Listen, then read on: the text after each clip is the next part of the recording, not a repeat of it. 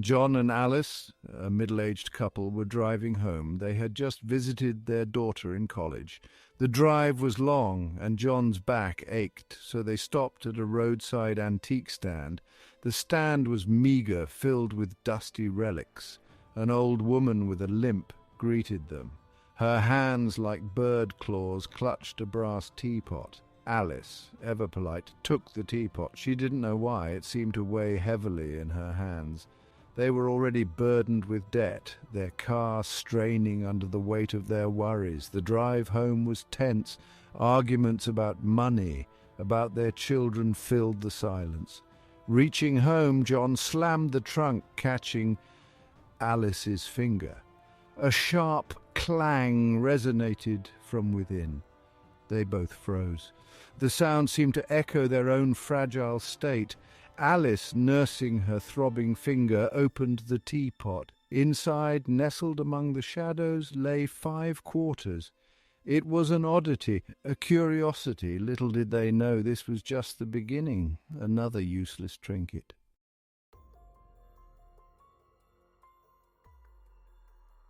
The teapot sat on their sleek kitchen counter, an anachronism in their modern lives. John resented its presence. It was a reminder of their financial struggles. John and Alice struggled with the teapot, frustration mounting. John insisted he knew what he was doing, but his face tensed up in pain from the scalding water. John watched, skeptical, as Alice fumbled with the unfamiliar process of brewing coffee the old-fashioned way. John reached for the pot, his hand closing around the handle. A wave of scalding water splashed over his wrist. The pain was immediate, searing. Alice rushed for an ice pack, her face etched with concern. The fight drained from both of them. As John nursed his burn, they drank their coffee, the silence thick with unspoken anxieties. Just as they were about to leave for work, John found something in his mouth. A $2 bill, soggy and limp, clung to his palate.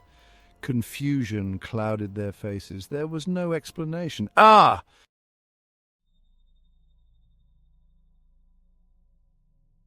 Their initial disbelief gave way to cautious curiosity. How did the money get there? Alice insisted she had cleaned the teapot thoroughly. John remained skeptical, his mind struggling to grasp the impossible. This doesn't make any sense, he thought. He couldn't shake the feeling that something was amiss. When he returned home that evening, the house was eerily silent. Alice was sprawled on the couch, her face hidden by a pillow. John's heart pounded in his chest. She said she hit herself with an iron. The teapot, it gave her $10 for it. What happened? He wondered. John stared at her, his mind reeling. This was madness. Yet nestled inside the teapot lay $30, crisp and new. Their eyes met, a mixture of fear and desperate hope reflected in their gaze.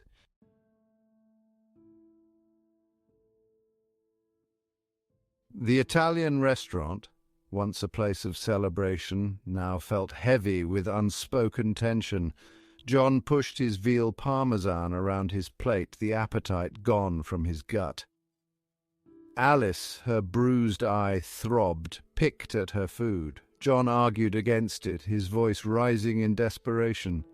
They couldn't keep hurting themselves for money. It was insane, dangerous. Alice, however, was resolute. Their financial situation was dire. The thought of losing their home, of their children's futures slipping away, fueled a desperate hope in her heart. We have to. It's the only way. We can't. A punch to the stomach, the sharp pain bringing tears to their eyes, yielded a $5 bill. They started small. A burn from the stovetop as they bit back a scream produced a 10. Each time the teapot rattled, the clinking of coins a macabre reward for their suffering. Their days became a carefully orchestrated dance of pain. They hid their bruises, fabricated stories for concerned colleagues. The money, though tainted, brought temporary relief. Bills were paid, groceries bought, yet a gnawing guilt began to eat away at their conscience. They found themselves eyeing tools in the garage with a newfound fear. They flinched at the sight of knives in the kitchen. Sleep offered little respite, their dreams haunted by the metallic clang of the teapot.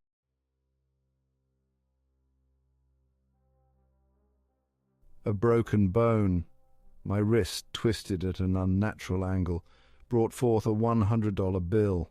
The sight of it, stained with my own blood, filled me with a chilling horror. The sums escalated. We need to stop. This isn't living, it's torture.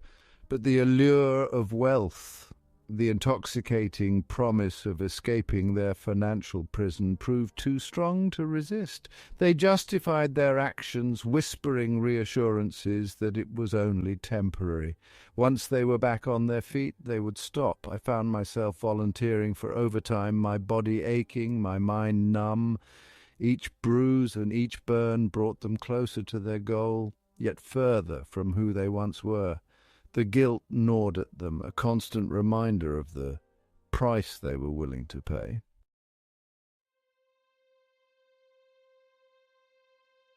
One evening, as John nursed a dislocated shoulder, the silence of their home was shattered by a choked sob. "It's not worth it. We're losing ourselves." John, his body racked with pain, could only stare at her. Her words, laced with a painful truth, mirrored his own unspoken fears. The money, once a symbol of hope, now felt like a curse. It had brought them temporary relief, but at what cost? The teapot, once a source of fascination, now sat on the counter, a silent testament to their greed. It was a reminder of the fine line they had crossed, the darkness they had invited into their lives.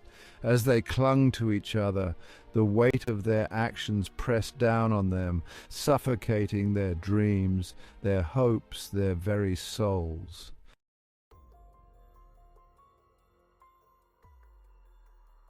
The emergency room bustled with the low hum of human suffering.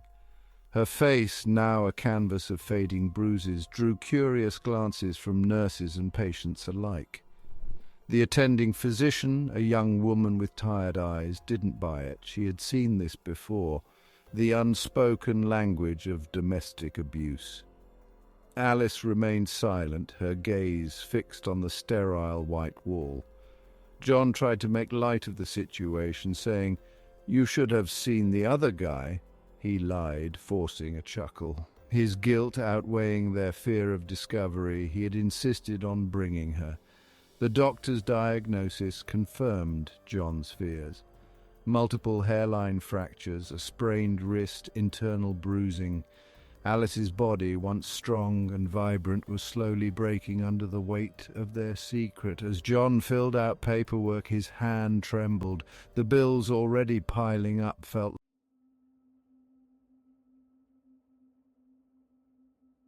They returned home, their silence heavier than the silence of the grave.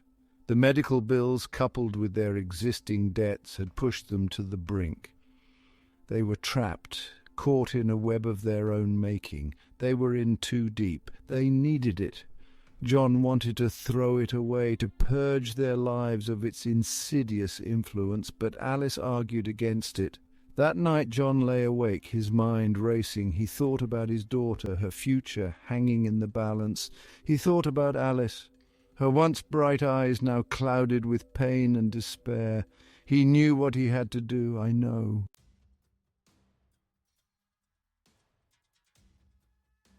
The next morning John went to the bank. He withdrew their entire savings, a meagre sum that represented years of careful planning and sacrifice.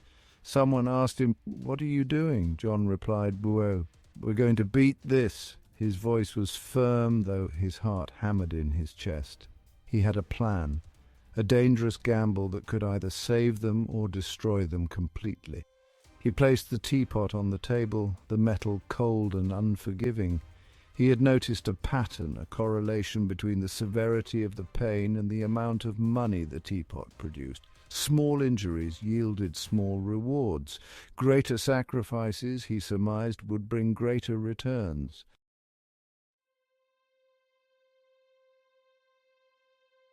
Their lives became a carefully constructed illusion. They wore long sleeves to hide the bruises, sunglasses to conceal their blackened eyes. John started working double shifts, his body fueled by painkillers and a desperate hope. Unable to bear the thought of inflicting pain on herself, Alice became an expert at hiding her husband's injuries. Their secret, however, began to seep out like poison. Their friends, concerned by their increasingly erratic behavior, distanced themselves. His temper frayed by exhaustion and guilt, John lashed out at Alice. Alice, in turn, withdrew into herself, her silence a deafening accusation. Their home, once a sanctuary, now felt like a prison. The money stained with their blood and tears offered no solace. They had gotten what they wished for, but at a terrible cost. The teapot, once a source of hope, had become a symbol of their downfall, a constant reminder of the darkness that consumed them from within.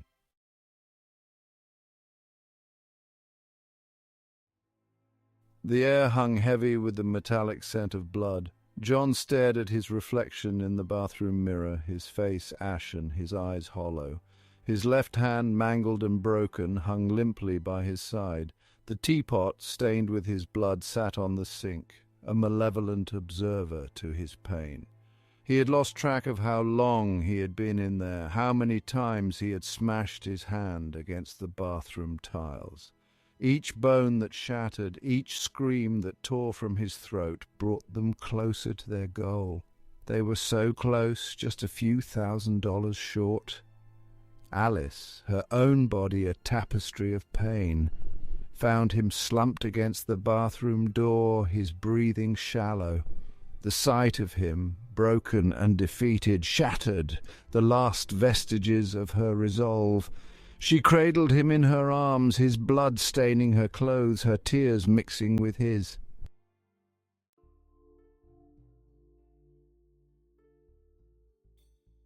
The hospital room was cold and sterile, the silence broken only by the rhythmic beeping of machines. John lay in the hospital bed, his face pale, his body swathed in bandages. Alice sat beside him, her hand holding his, her eyes red-rimmed but dry. The doctor had been blunt. John's hand was beyond repair. They would amputate in the morning. Alice had listened numbly, the weight of their actions crushing her spirit. As she looked at John, his chest rising and falling with each laboured breath, a glimmer of hope flickered within her. They had the money now, more than enough to cover their debts, to secure their future. But what good was it? What good was any of it if they lost themselves in the process?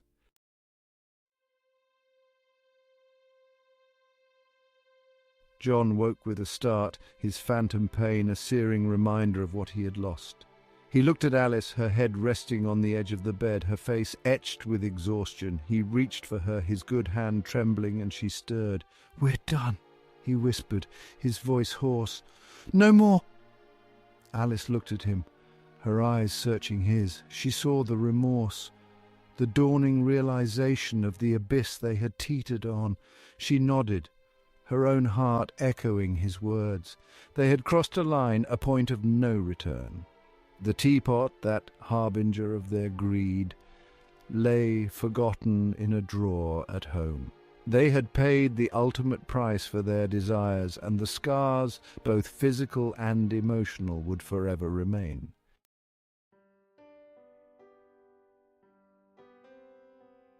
The road to recovery was long and arduous, paved with guilt, regret, and the daunting task of rebuilding their shattered lives. John, fitted with a prosthetic hand, struggled to adapt to his new reality. The phantom pain, a constant companion, was a stark reminder of the price of their greed. Alice, haunted by the memory of their actions, sought solace in therapy. Together, they navigated the treacherous waters of forgiveness, both for themselves and for each other. The money, once a symbol of their desperation, now felt like a burden, a constant reminder of their sins. They sold their house, downsized to a modest apartment, and started over.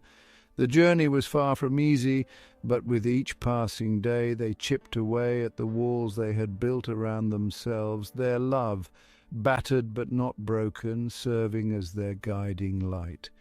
The teapot, that malevolent entity, remained locked away, a silent testament to the darkness that resided within the human heart and the enduring power of redemption.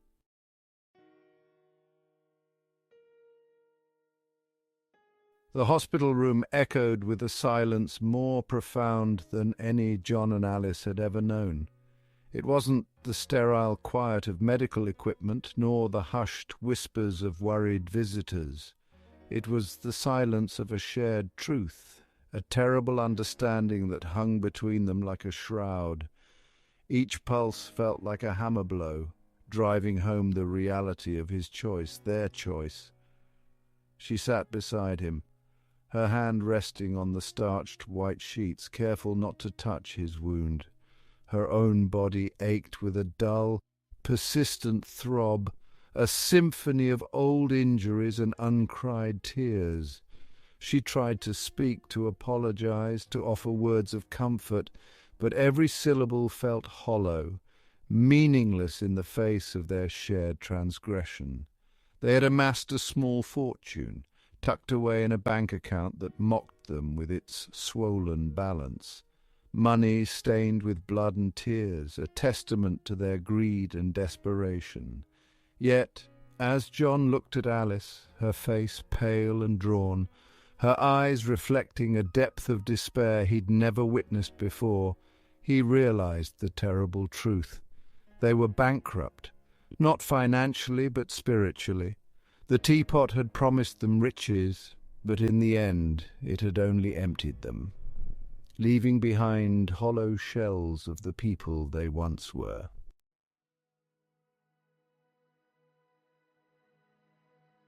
Their daughter Sarah arrived the next day, her face etched with concern and confusion. She was too young to comprehend the depth of their folly, the insidious nature of the bargain they had struck. He even managed a weak joke about being a klutz around heavy machinery. She pretended to believe them, but the truth lingered in the air, a suffocating presence that settled over them like a thick fog. They couldn't bring themselves to touch her, to accept her comforting embrace. Shame, like a barbed wire fence, kept them at arm's length, their guilt a chasm too wide to bridge. Their conversations were strained, punctuated by long silences that spoke volumes. Sarah spoke of her studies, her friends, her plans for the future, her words like salt on their wounds. They had sacrificed everything for her, for a future that now felt tainted, a bitter irony that twisted in their guts. As the days turned into weeks, the weight of their secret pressed down on them, suffocating their laughter, their joy, their very ability to breathe. They were trapped in a gilded cage of their own making, the bars forged from their mistakes, their silence a deafening testament to the price they'd paid.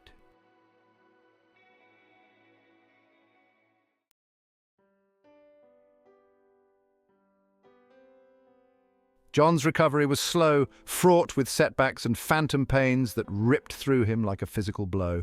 The doctors fitted him with a prosthetic hand, a marvel of modern technology that felt alien, a constant, cold reminder of his loss. He threw himself into physical therapy, his body a battlefield where he fought daily against the limitations of his new reality. Racked by guilt and remorse, she found solace in unexpected places. She volunteered at a local soup kitchen, her days filled with the comforting rhythm of serving those less fortunate. She listened to their stories, their struggles, their triumphs, and in their resilience she found a glimmer of hope, a path forward. They sold the teapot along with most of their possessions. The money, once a source of such longing, now felt tainted, a constant reminder of the darkness they'd embraced. They donated it all to charity, hoping to cleanse themselves of the sin of their greed. Their new life was modest, their apartment small, their meals simple. But there was a lightness in their hearts, a newfound appreciation for the simple things, the warmth of the sun on their faces, the laughter of children playing in the park, the quiet comfort of each other's company. The scars remained, both physical and emotional, a permanent reminder of the price they'd paid for their folly. Yet, as they stood side by side, their hands clasped together, they knew that even in the wreckage of their mistakes, even in the ashes of their greed, a glimmer of hope remained. For they had each other, and in the end, that was all that truly mattered.